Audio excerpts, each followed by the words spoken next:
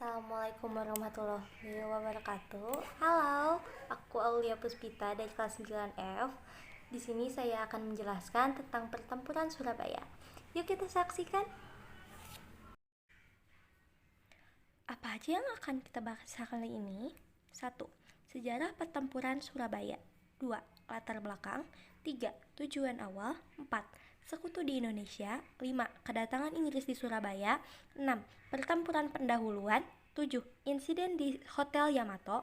8. Kronologi pertempuran Surabaya. 9. Serangan arek-arek Surabaya.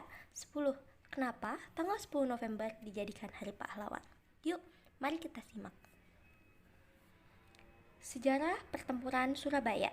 Setelah adanya proklamasi kemerdekaan di Indonesia, tepatnya pada tanggal 17 Agustus 1945, bukanlah sebuah akhir dari perjuangan rakyat Indonesia. Hal ini dikarenakan walaupun sudah mendeklarasi kemerdekaan tersebut, di beberapa daerah Nusantara yang ada harus tetap berjuang dalam mempertahankan kemerdekaan tersebut. Hal ini ditandai dengan adanya pertempuran pertama antara pejuang rakyat Indonesia dan pasukan negara asing setelah deklarasi kemerdekaan, yang terjadi tepatnya di Surabaya yang lebih dikenal dengan sebutan Pertempuran Surabaya. Pertempuran ini merupakan salah satu kejadian terbesar yang ada di sejarah Revolusi Nasional Indonesia serta menjadi lambang atau simbol nasional yang menjadi bukti akan perlawanan Indonesia terhadap adanya kolonialisme. Selanjutnya, latar belakang. Latar belakang terjadinya pertempuran Surabaya berdasarkan sejarah yang ada. Awal terjadi pertempuran Surabaya dilatar belakangi dengan adanya kedatangan pasukan sekutu pada tanggal 25 Oktober 1945 yang tergabung dalam AFNEI atau Allies Forces Netherlands Indies. Kedatangan pasukan AFNEI tersebut ke Surabaya, tepatnya di Tanjung Perak, dipimpin oleh seorang jenderal yang bernama Brigadier Jenderal Aubertin Walter Schorrer Meleby, yang kemudian membuat sebuah pos pertahanan. Tujuan awal mereka datang ke sini adalah dari kedatangan sekutu tersebut adalah pengamalan tawanan perang, melucuti senjata para tentara Jepang serta menciptakan ketertiban setelah mengumandangkan kemerdekaan tersebut. Hal ini dilakukan oleh pasukan sekutu dengan menyebang selembaran yang memiliki maksud agar masyarakat setempat menyerahkan senjata yang mereka memiliki ke pihak mereka. Selain itu, para pasukan sekutu juga pada kenyataannya melakukan tindakan di luar tujuan awal mereka, di mana pasukan sekutu yang kebanyakan pasukan Inggris tersebut pergi menyerbu penjara di Surabaya dalam upaya membebaskan tawanan pasukan sekutu lain yang ditahan di Indonesia. Para pasukan sekutu juga berusaha untuk mengambil alih serta menduduki berbagai tempat vital yang ada di Surabaya. Sekutu di Indonesia. Kedatangan sekutu di Indonesia merupakan bagian dari Komando SEAC atau Short East Asia Command yang berada di bawah pimpinan Laksamana Louis Mountbatten.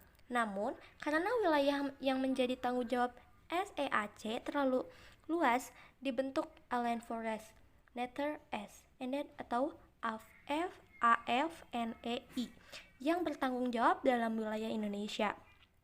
Tepatnya pada tanggal 29 September 1945, Komandan AFNEL yaitu Letnan Jenderal Philip Corristion tiba di Jakarta. Tugas yang diberikan kepada AFNEI di Indonesia adalah melucuti senjata Jepang, memulangkan para tetangga Jepang ke tanah air mereka, membebaskan sekutu yang berada di bawah tahanan Jepang, serta mempertahankan keadaan yang ada di Indonesia. Sebelum hal itu terjadi, pada tanggal 24 Agustus 1945, adanya kesepakatan yang terjadi antara Inggris dan Belanda, dimuat dari Civil War Agreement, berisikan mengenal kemauan Inggris dalam membantu Belanda kembali berkuasa di Indonesia. Oleh sebab itu, adanya resentasi dari para penduduk Indonesia atas kedatangan pasukan sekutu yang disebabkan perjanjian tersebut.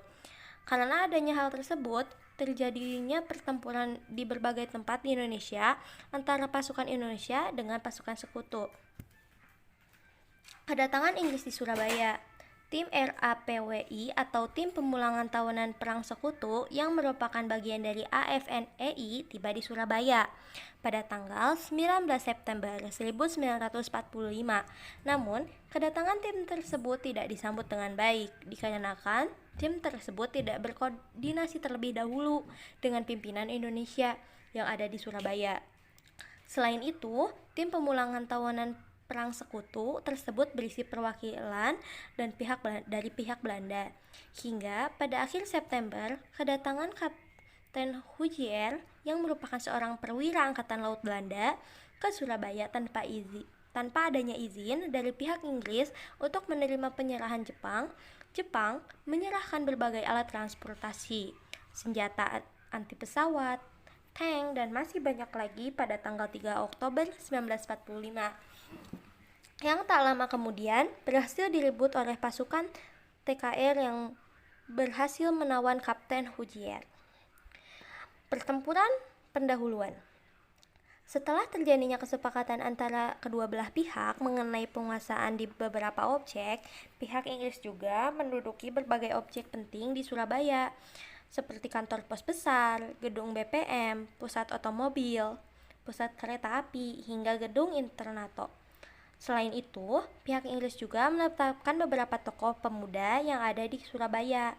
Keadaan di Surabaya pun semakin memanas akibat adanya selembaran yang tersebar pada tanggal 27 Oktober melalui pesawat Dakota yang tertolak dari Jakarta.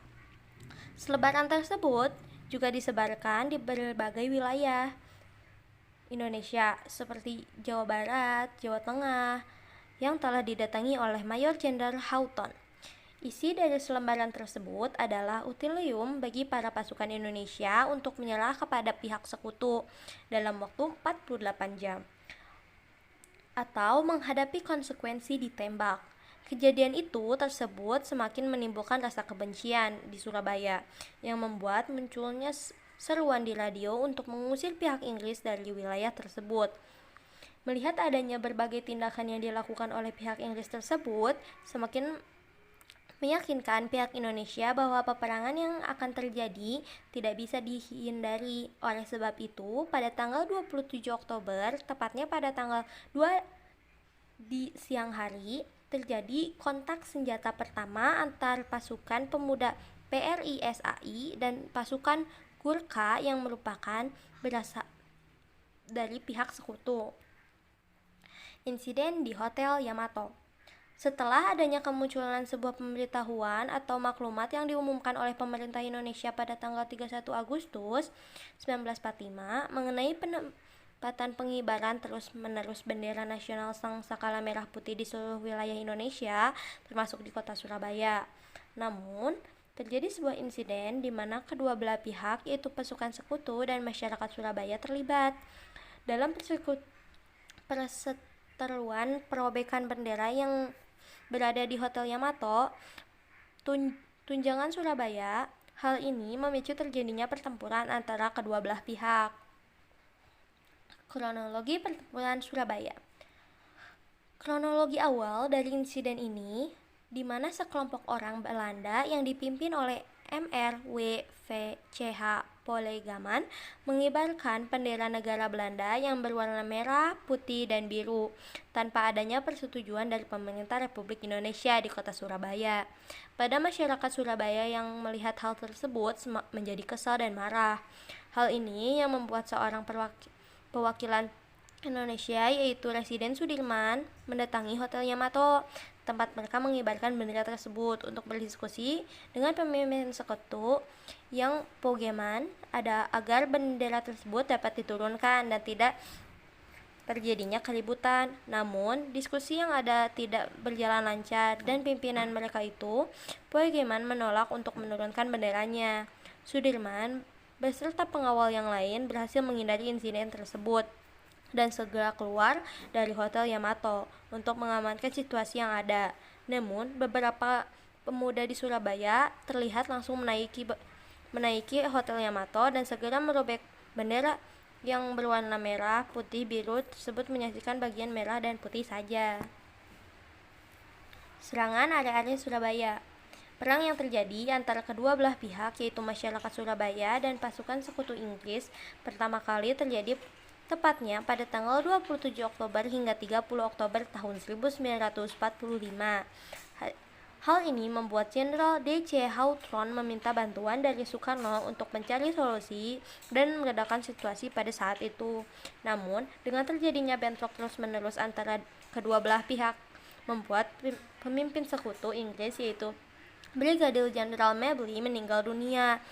Pimpinan dari pasukan sekutu Inggris yaitu Jenderal Mabley meninggal dunia di tanggal 30 Oktober 1945, yang kemudian posisi tersebut digantikan dengan Jenderal Robert Manstrange. Kemudian Jenderal Robert Manstrange mengeluarkan sebuah ultimatum yang ditunjukkan pada masyarakat Surabaya pada tanggal 9 November 1945. Ultimatum tersebut berisikan sebagai berikut.